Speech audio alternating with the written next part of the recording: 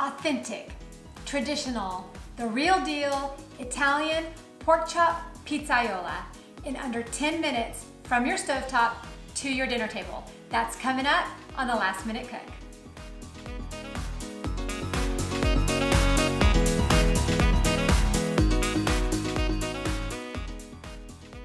Hi, I'm Deborah. You're watching the Last Minute Cook, where I share delicious recipes that are quick so that you can make dinner at the last minute and feel good about what you're serving. If you're new here, consider subscribing and ring that little bell so you'll be notified of my future episodes. And if you like this video, let me know by clicking that thumbs up button. Okay, we are making pork chop pizzaiola. It is a traditional and authentic and wonderfully flavorful and quick dish. So for our ingredients today, we are going to be using, I've got 4 slices of medium cut boneless pork chops. These were actually 2 really thick cut pork chops that I just turned on their side and sliced them right down the middle. Now we've got 4. We are going to be using a little bit of olive oil, some beautiful garlic. I'm using fresh garlic for this dish. You can use minced garlic, but if you have fresh garlic on hand, this is one of those dishes that you want to use it in.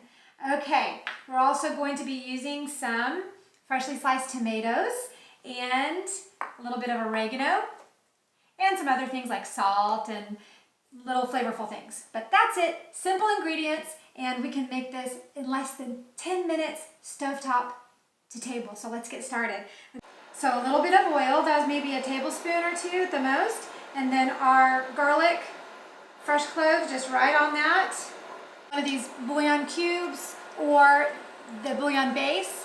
If you have this, if you don't, you can skip this part, but it definitely enhances the flavor if you use it. Now, if you're using the base, since we're not dissolving this in a water first, you're gonna wanna get your tomatoes in with it pretty quickly so that it won't, it'll dissolve. Otherwise, it's gonna have a hard time breaking up. So we're gonna get that in, and then immediately kind of break that up, and let's get our tomatoes right on in there. This was 2 whole tomatoes.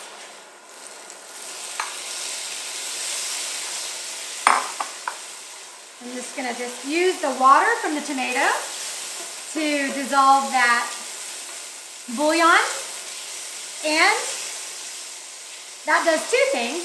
It dissolves the bouillon, flavors the oil and the tomato with the garlic all together, and we get the water cooked out of our tomato to make way for our pork chops when we're ready to sear them, so we don't, in this sense, we don't want to boil them. We want that water cooked up. So the reason this is called pizzaiola is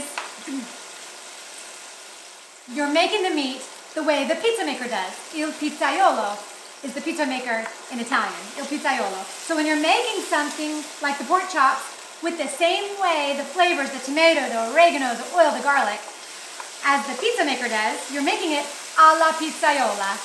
So that's what we're doing. And so that's what your true, authentic, traditional pizzaiola, pork chop, or whatever meat you're using is. Just the traditional pizza flavorings and vegetables on your meat. So you know you've got it cooked right. If your house smells like a pizzeria with the mixture of that wonderful pork chop, that meat, it's a beautiful, aromatic smell. Makes you hungry. Because we took out that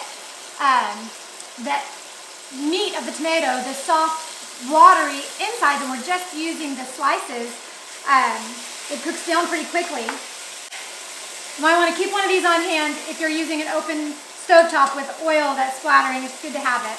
Your pork chops have been patted dry. We don't want them to be wet going in, so they're patted dry. They're salted and peppered, and we're going to make sure we have a hot stove.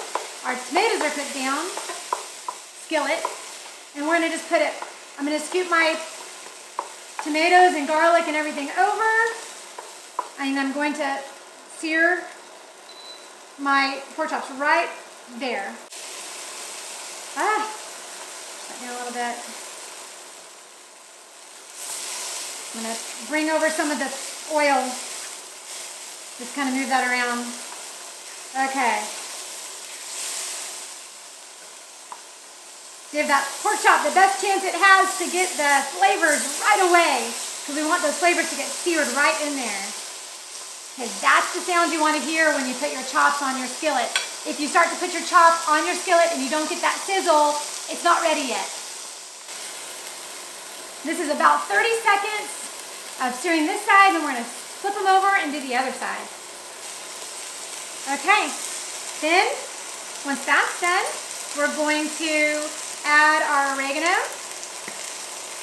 I'm just sprinkling it right on top of the tomatoes and the chops. Get it all in there in the oil. This is not a measured amount. You just want to generously sprinkle your oregano on there.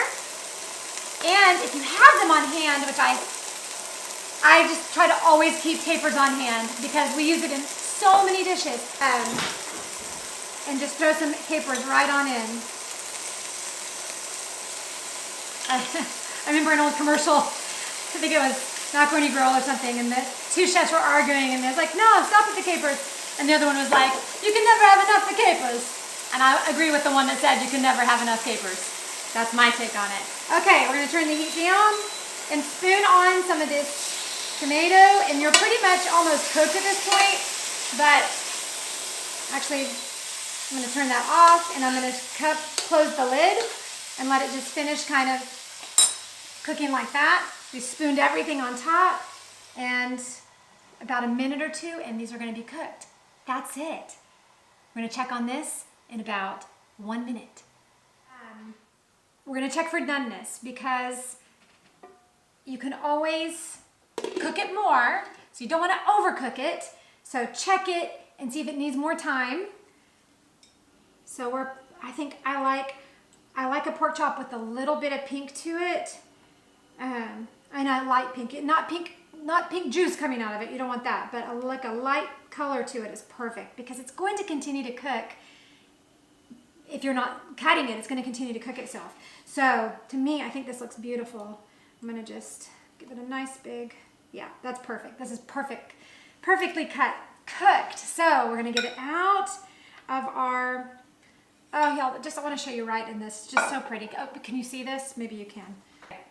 So look at this beautiful cooked down tomato, golden bits of garlic, the bright green capers. Now you don't have to eat the garlic like this.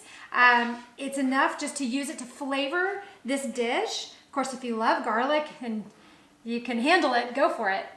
But look at this, look how gorgeous it is. And then I just want to scoop out some of this flavor oil base. This is so good, and I don't want to miss any of this sauce. It's so delicious. So let's put it all on there. I'm a little heavy on my capers, but I like the capers. So let's take a look. Let's see. Yeah, see, that is perfectly cooked.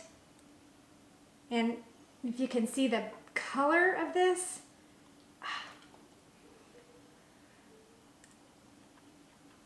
it's tender. And all the flavors,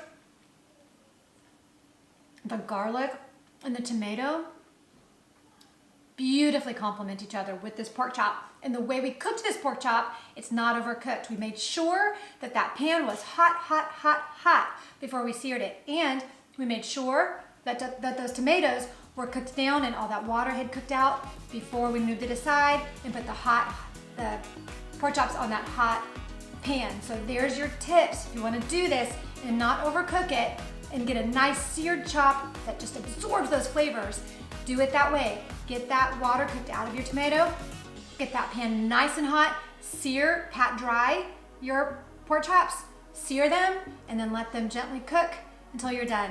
Check, make sure it's cooked, but once you're set, it should be just like this, golden in color, tender to the cut, and you have dinner, y'all, in less than 10 minutes. Less than 10 minutes. It's almost not even fair. Thank you so much for watching. Please subscribe if you haven't done it. Give me a thumbs up on this video if you liked it. If you make this pork chop pizzaiola, let me know in the comments. Reach out. I'd love to talk with you. And ciao for now. Buon appetito.